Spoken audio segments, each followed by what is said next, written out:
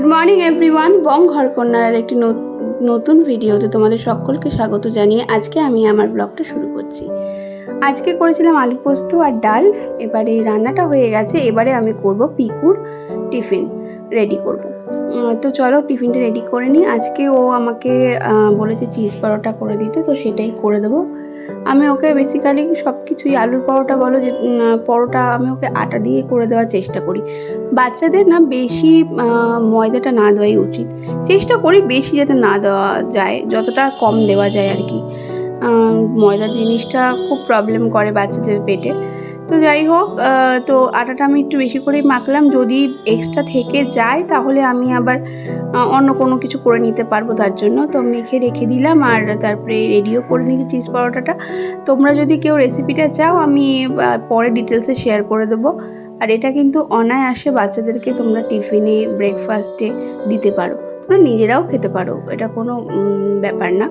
তো যাই হোক, আর সকালবেলা আজকে পুরোটা শেয়ার করতে পারলাম না, কারণ জানোই তো সকালবেলা প্রচণ্ডই ব্যস্ততা থাকে, ওই জন্য পুরো ডিটেলসে শেয়ার করতে পারিনি। কোনো একটা ভিডিওতে ডিটেলসে শেয়ার করে দেবো। একটু বেশি করে পরোটাটা দিলাম, কারণ ওর ওর ফ্রেন্ড আছে, তাকে আবার শেয়ার করবে তার জন্য। তো টিফিনটা রেডি করে নিয়ে এবারে আমরা দুজনেই বেরিয়ে পড়বো স্কুলের উদ্দেশ্যে। তো চলো তোমরা দেখতে থাকো। আর এই দেখো পিকুর স্কুলে পৌঁছে গেছি।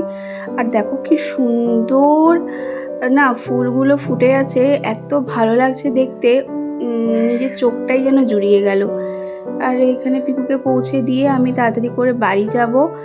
পৌঁছে তারপরে বাদবাকি যা কাজ আছে সেরে আবার ওকে নিতে আসবো।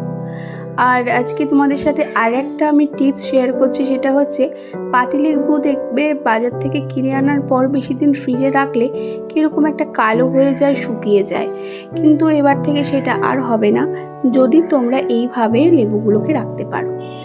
আজকে আমি এটাই শেয়ার করলাম, আমি যেরকম করে রাখি আর কি সেটাই তোমাদের সাথে শেয়ার করলাম।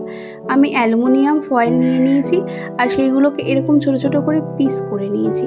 তারপরে তার মধ্যে লেবুগুলোকে দিয়ে আমি দেখো আগে কয়েকটা করে রেখেছি সাইডে, তোমরা দেখতে পাচ্ছ কি জানি না, ওগুলোকে আমি এরকম করে মুড়িয়ে নিই যাতে লেবু কোনো দিক থেকে যেন লেবুর দেখা না যায়, পুরোটাই মুড়িয়ে নিতে হবে অ্যালুমিনিয়াম ফয়েল দিয়ে।